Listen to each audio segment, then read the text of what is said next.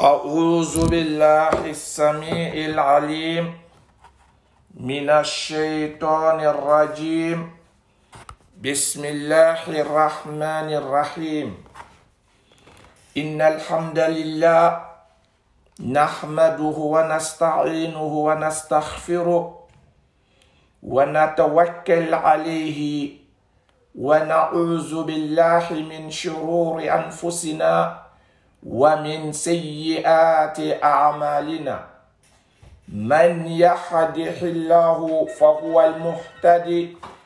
ومن يضلل فلن تجد له وليا مرشدا ويرده في طغيانهم يعمهون. أولئك الذين اشتروا الضلالة بالهدى فما ربحت تجارتهم وما كانوا مهتدين. مثلهم كمثل الذي استوقد النار فلما أضاءت ما حوله ذهب الله بنورهم وتركهم في ظلمات لا يبصرون. صم بكم عمي فهم لا يرجعون أو كصيب من السماء فيه ظلمات ورعد وبرق يجعلون أصابعهم في آذانهم من الصواعق حذر الموت والله محيط للكافرين. والله محيط بالكافرين. وأشهد أن لا إله إلا الله وأشهد أن محمدا عبده ورسوله صلوات الله وسلامه وعلى آله وأصحابه وذرياته وأهل بيته وسلم تسليما كثيرا. أما بعد، السلام عليكم ورحمة الله تعالى وبركاته. يا أمبال مسلمو، الحمد لله رب العالمين. أمي الله سبحانه وتعالى فو أما الله سبحانه وتعالى كن مالو أمي تنوك الله سبحانه وتعالى وقتي كرو بلا جنين أمبال مسلمو أمي تغنيني على في أمي دميني على في أما نكوني بلا جنين تكوكالي الله سبحانه وتعالى إن شاء الله. Anya loka fo kwana Allah subhanahu wa ta'ala ye mogo la kanda fili barato la na Allah subhanahu wa ta'ala fana ye mogo la fili ambal maslamau. Anya lo fana ka fo ko kanda barato o tigi la mogo la insha Allah ta'ala kanini au la kanda ya rabbi ala mokela ame here nyini ala fe ya rabbi ala kadi ama insha Allah ta'ala. Ambal maslamau alhamdulillahi rabbil alamin. Ami Allah subhanahu wa ta'ala fo wakati kuru bela janina insha Allah ta'ala. Masami kasungalo bani bla an harjere kono o kono alhamdulillahi rabbil alamin. Kene ya kono laafia kono alhamdulillahi rabbil alamin. Ni an besela ko sundo kene ya kono laafia kono confinement kono fo kataranse tributan labama insha Allah ta'ala. Ami Allah dari katon noyani ya rabbi ala mukela hami be auna gami be auna kabela jeni jara mogo be silama be no hami bolugula dugu koronika. Ami ala dari triban laban ko tritan laban ko sonko hamu jara ya rabbi ala mukela mogo tay fenye amala dari ala bela jeni hami jara ala bela jeni jana ku kai ala bela jeni sutra insha Allah. Ala kana shito an barana ko lambal maslamau. Ola alhamdulillah rabbil alamin. Ambal maslamau ame fera kuma femi kan bi insha Allah ta'ala. Ole ye fenye alhamdulillah amina kuma qur'ana le kan bi amina kuma suratul baqara haya keme fla ani biloruni ani wurun insha Allah ta'ala. بل مسلم الله سبحانه وتعالى بعد أعوذ بالله السميع العليم من الشيطان الرجيم. بسم الله الرحمن الرحيم.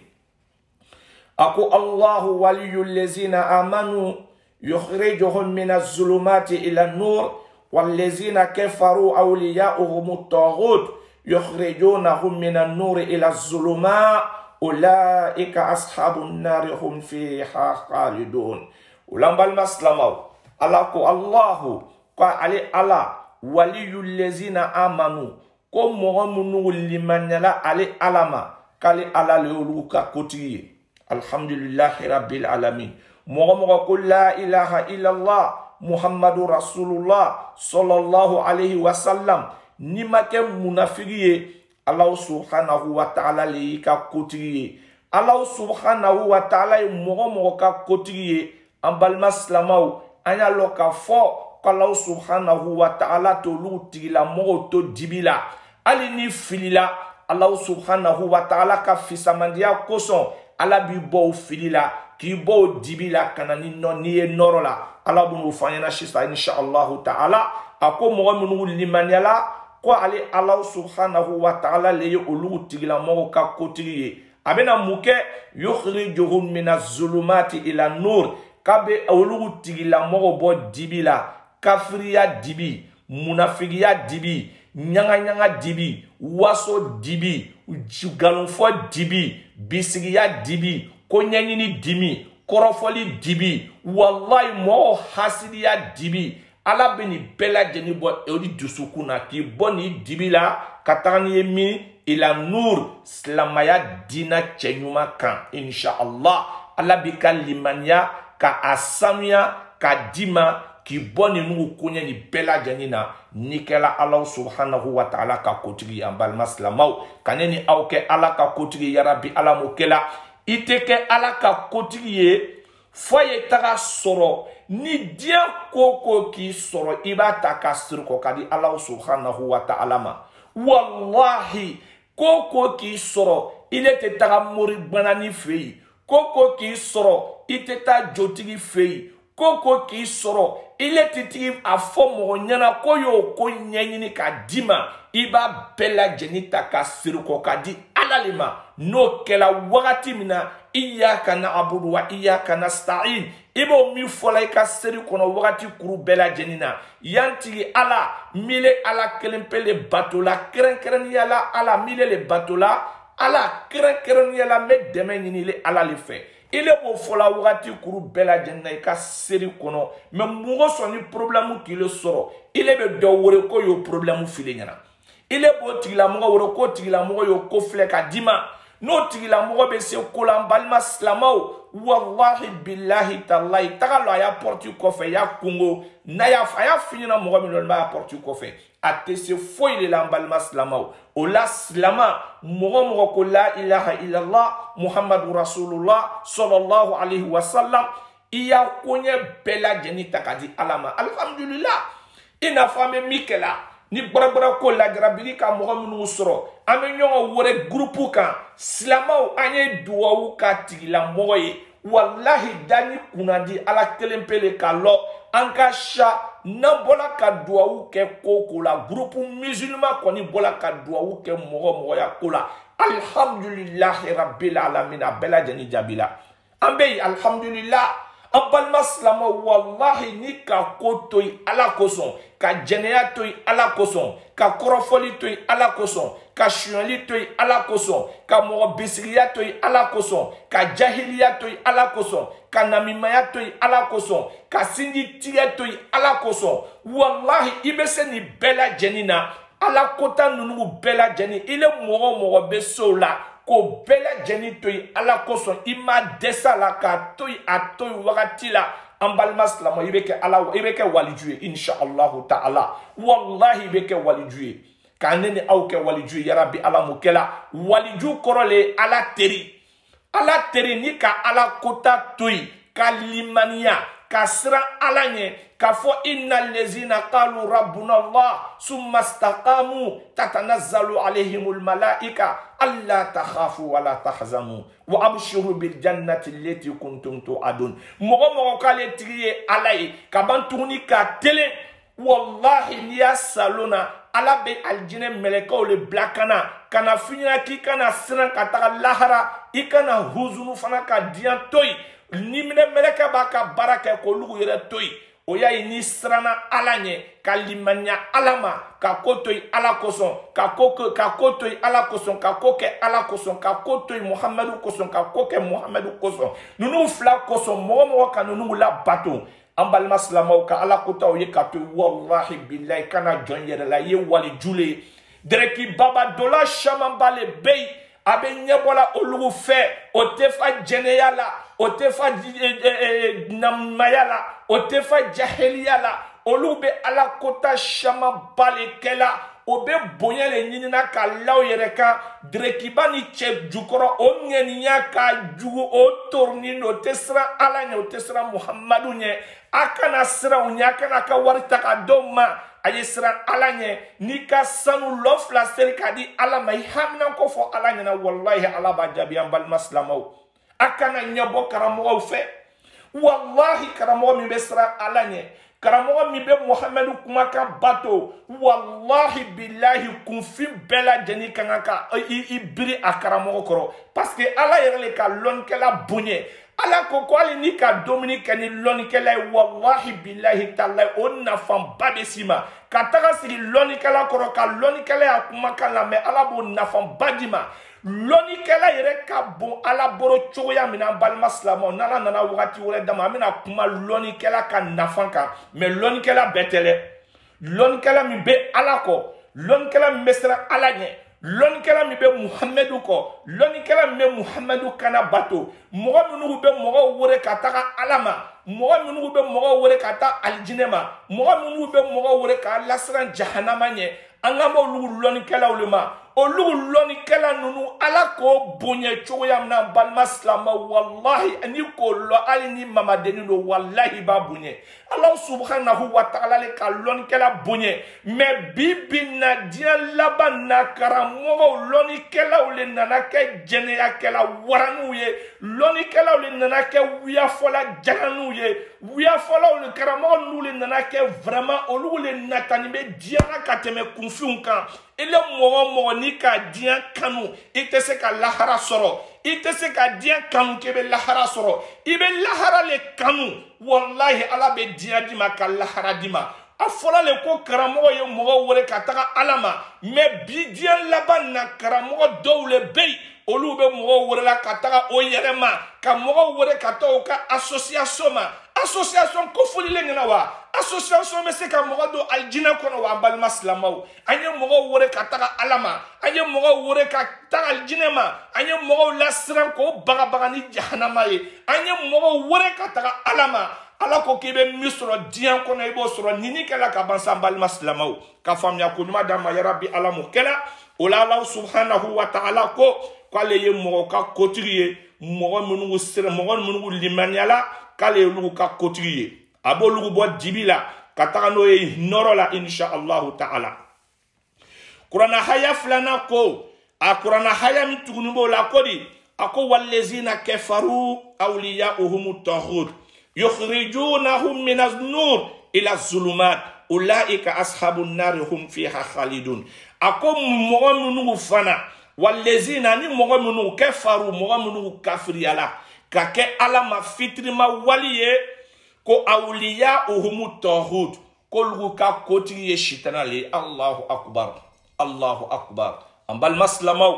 mɔgɔ minnu kɛla ala ma fitirima wali ye mɔgɔ minnu kafiriyala ala ma mɔgɔ minnu kɛla munafigi ye k'olu ka kotigi ye sitana le ye yukhrijunahum minan nur o b'o bɔ diinɛ le kɔnɔ k'o bɔ diinɛ kɔnɔ diinɛ nɔrɔ kɔnɔ ila zulumat ka taga n'o ye dibi la allahu akbar ala le k'an dan ala k'an lɔ san balima silamɛw a y'a filɛ karamɔgɔ minnu bɛ bi diɲɛ kɔnɔ ala ka kuranna lɔnni di o ma o ye nɔrɔba le ye mais nɔrɔ dini kɔ o ma o banna tuguni ka sitana le kɛ o y'a kotigi ye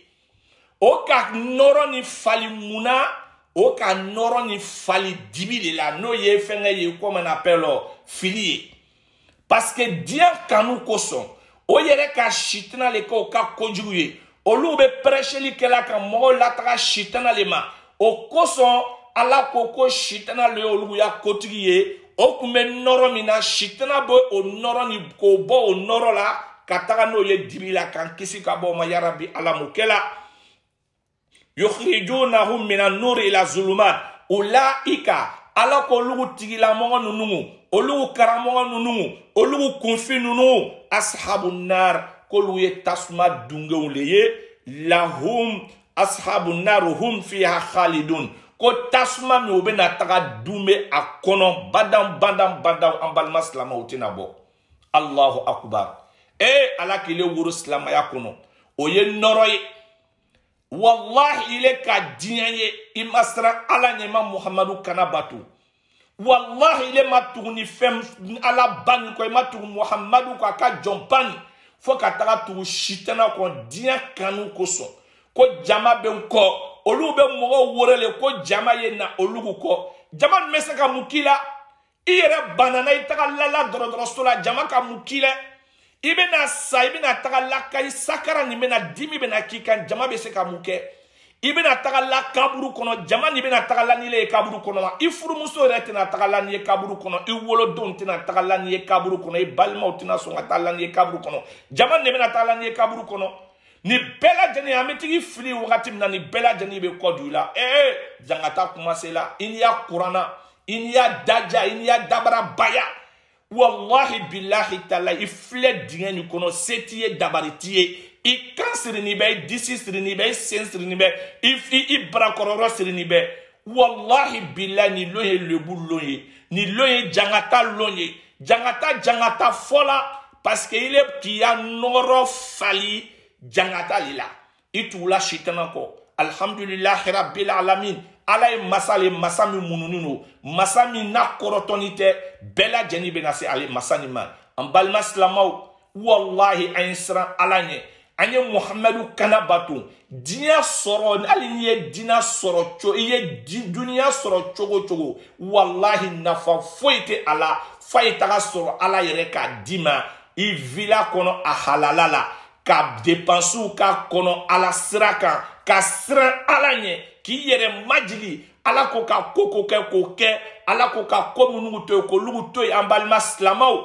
wallahi ka Muhamadu ka suna k'o labato, ka tugu Muhamadu kɔ, Muhamadu ka kiti minnu tigɛ k'a sɔn olu ma, Muhamadu ko ka mɔgɔ minnu ko ka ko minnu to yen, ka ko minnu fatani, i ye ban olu la, an balima silamɛw, wallahi wasala. An balima silamɛw, cɛ dɔ nana londora Ala kana, cɛ dɔ nana kana Ala kira ɲininka sallallahu alayhi wa sallam. A ko Ala kira ma alayhi salatu wa salam,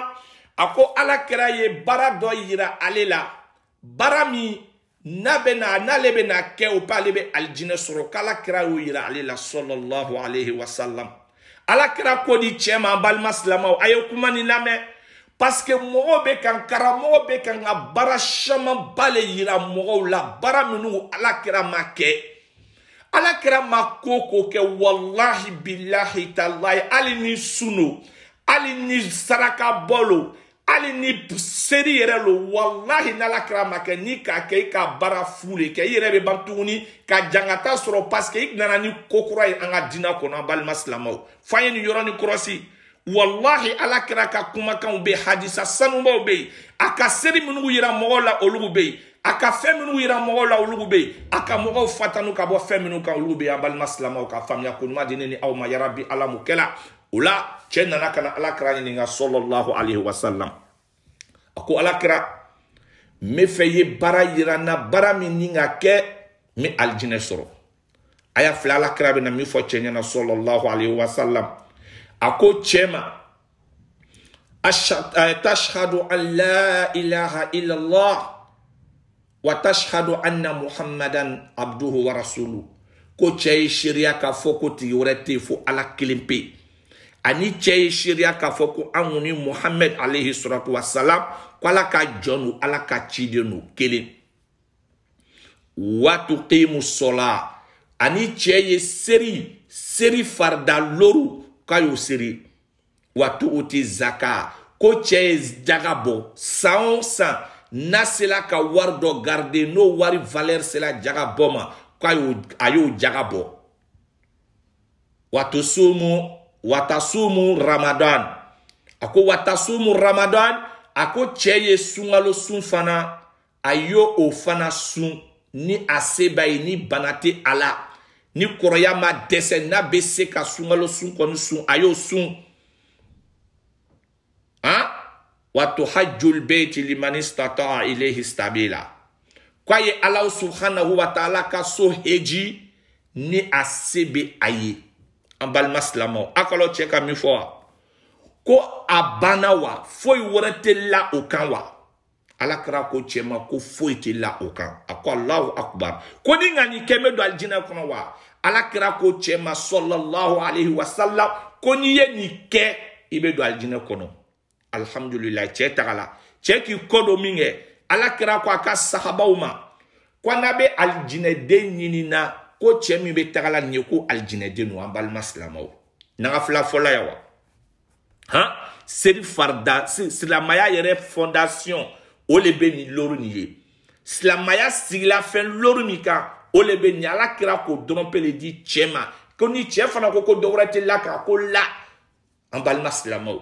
a ko a ka sahabaw ma n'o bɛ alijinɛden ɲini na ko alijinɛden de bɛ cɛ nin ye ko o ye cɛ ni yɔrɔ ɲini k'a ye ko bɛ alijinɛden dɔ ye ka ne ni aw kɛ alijinɛden yarabi ala m'o kɛ la o la an balima silamɛw Ala subhanahu wa ta'ala ko ni mɔgɔ min kɛla ale ka kotigi ye a bɛ bɔ dibi la a bɛ taga n'i ye nɔrɔ la ko ni mɔgɔ min fana kɛla sitana ka kotigi ye ale bɛ bɔ nɔrɔ la ka taga n'i ye dibi la ala bɛna kisa dɔ fɔ an ɲɛna insha Allahu ta'ala an ye kisa nin lamɛn an bɛna ka kisa nin lamɛn ka faamuya an bɛna ye k'a fɔ janiya kotigi ye ala ye ala tɛ sɔn i bɛ to dibi la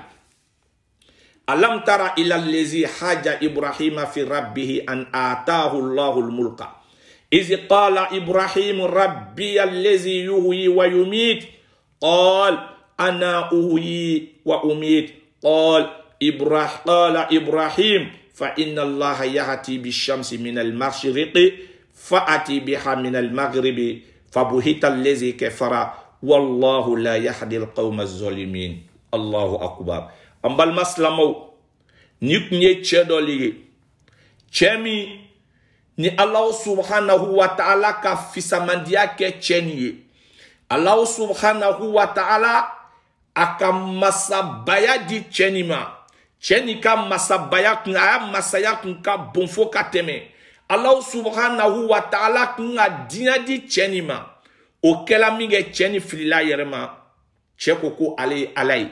ni cɛ nin ni an fa Ibrahim nabila Ibrahim Khalilullah ani ale le bena kana sɔsɔli kɛ cɛ ni nabila Ibrahima olu le bena kana sɔsɔli kɛ cɛ ni ko di ala ko a ma ko alam tara a ko ya Muhammad ile ma yeri kɛ wa ila lezi ka taga cɛ ma haja Ibrahima fi rabbihi cɛ min ka sɔsɔli kɛ ni Ibrahima ye a tigi ka ko la a tigi ala ka ko la ni tun ye cɛ dɔ le ala b'a fɔla Muhammadu ma ko yala Muhammadu ma cɛ nin ye wa cɛ min ka sɔn ka sɔsɔli kɛ ni nabila Ibrahim ye ala ka ko ɲɛ na parce que ala subhanahu wa ta'ala ka kurana kisaw ka bɛɛ lajɛlen ɲɛfɔ Muhammadu ɲɛna i n'a fɔ vraiment un film kurana ka di an balima silamɛw ala bɛɛ lajɛlen kɛ kurana lɔnbaga ye hali ni ma kurana lɔ kurana lɔnbaga a bonya ala b'a barika di ma kurana lɔnbaga sigi a gɛrɛfɛ a y'a kumakan na mais le fait que tu écoutes même les prêches wallahi billahi Dieu te récompense assis à côté un oulama, un oustaz qui a la crainte de Allah, qui a la crainte du prophète alayhi salatu wa salam. Quand tu t'assois à côté de lui de l'écouter, Dieu va te récompenser. Donc ceci était un monsieur qui est en train de discuter avec Ibrahim, l'ami de Allah subhanahu wa ta'ala, au sujet de Allah subhanahu wa ta'ala. Tchèkodi, an ata'ullahul mulku. Ce monsieur-là, Dieu l'avait donné vraiment le pouvoir. Il avait la royauté. Alhamdulillah. Donc, il est en train de discuter avec Ibrahim Khalilullah. Izi qala Ibrahim Rabbi allazi yuhyi wa yumit. Lorsque Ibrahim dit à ce monsieur-là que lui, son Seigneur, celui qui crée les gens et celui qui tue les gens. En balma slamo, Kala, le monsieur l'a dit, Ana uhuyi wa umit, que moi aussi, je peux rendre vivant et je peux tuer aussi moi-même. Kal, Ibrahim dit, Kala Ibrahim dit, Fa inna Allah ya'ati bishamsi minal mashriqi. Ibrahim dit que lui, son Seigneur, chaque jour, il fait venir du soleil par Qibla et il fait descendre le soleil par l'autre. par, comme on appelle, par Orient, Inch'Allah ta'ala. Donc, en balma slamao, Nabila Ibrahim ni tchebe kanga sosolike. Nabila Ibrahim ako tchemao, kwa le tigi lebe alay. Kwa le tigi e alay, ko ala mi be moro la nyanamaya. Ala mi fana be moro fana faga. Chen fana kodi, ako kale tigi lebe alay, kale fana be seka moro la nyanamaya. Kale be seka moro la nyanamaya. Kale fana be seka moro la nyanamaya. Wa umitu kale fana be seka moro faga. Ola sisa Nabila Ibrahim akamao. Kala Ibrahim, Nabila Ibrahim akamao. Fa inna Allah yahati bishamsi minal maghribi. Kwa le tigi ala. Kolombe soroma. Abe telebo korona. Fa ati biha minal maghribi. Kwa be ta tele ben. Abe ta tele ni ben tele bena. Fa ati biha minal maghribi. Minal mashriki fati biha minal maghribi. Donc ça dit Ibrahim aloko chema kwa le tigi ala be to ka tele bo lumbela jani na corona ko donc sini kafri chani ale ye taga ka taga tele bo mini aye tele bo fengela comme on appelle ça tele bena kananayi o koro yi di ambal maslamao lombe soma ala be tele bo tele bena bela jani bo ka e tele comme on appelle corona bela jani bo kalama. Mais comme ale ko kabese ka mogo la nyanamaya abese ka mogo fana faga donc Nabila Ibrahim a commencé ça ko ale tigi ala ale be tele bo corona donc sini cheye tele bo tele bena kanaya amena fle alhamdulillah rabbil alamin mais ka ko ameso ma bal maslamao Nabila Ibrahim a ko yorom na kale tigi ala kabe mogo la nyanamaya minge abese ka mogo faga chema fo kale bese ka mogo fana la nyanamaya kabese ka mogo faga wa. Donc Nabila Ibrahim akwamaou kayo moro la nyanamaya alebe na fle akwala ka mike shitana le kabla kunguru la parce que ni ya kotigi ye ala be miriya nyuma dima ni ya kotigi fana ye shitana fana le be miriya dima be wasu do jusukuna ki ya keta donc comme tieni ye kafiri ye aya kotigi ye shitana ye na shitana le be na fanya na sisa ko ibe moro flamine ni ka mogo flam ne bo lugulalo ni ko lugulalo ibe kelen faga ni ka kelen faga ibe to kelema bla ni ko bla sisa abe yo mi ka mi faga ika fagali ke ika mi bla sisa ika nyana mayake da ko lo ke an Nabila Ibrahim ala Nabila Ibrahim ko alhamdulillah rabbil alamin comme ale kalo sisa kani laga to lebe kumana ala fana be na jigi Nabila Ibrahim kuna sisa o kiya fo cheni nyana o kile ya alake alebe telebo lombe soroma corona donc afa cheni yana ko sini aye telebo telebena amena fle kanana e corona ambal maslama o kela minge fabuhita lezi kefera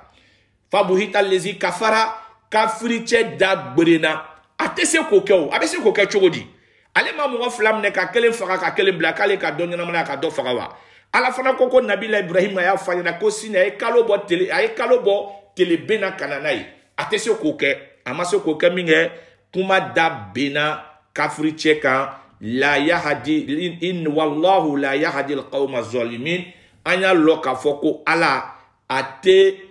tonyoni kela la kana ambal maslamo Allah subhanahu wa ta'ala ate tonyoni kela la kana donc haya wara be tuwe kisa wara boy tuguni munu fana kadi kateme nunu kan mais inshallah ta'ala ame sunela donc mo sereni no wajibili yere ka brelleri na amena bitala loya inshallah ta'ala nana wakati wara di ama inshallah ta'ala ni kisa nyona shababa lebe qur'ana kono amena kisa nunu interpréter awiye inshallah ta'ala allahumma farija hammina wa kashifa ghammina ومجيب دعوة المضطرين الرحمن الدنيا والآخرة اللهم ربنا ظلمنا أنفسنا وإن لم تغفر لنا وترحمنا لنكونن من الخاسرين اللهم صل وسلم وبارك على محمد وعلى آل محمد كما صليت على إبراهيم وعلى آل إبراهيم وبارك على محمد وعلى آل محمد كما باركت على إبراهيم وعلى آل إبراهيم في العالمين إنك حميد مجيد صلي سبحان ربك رب العزة عما يصفون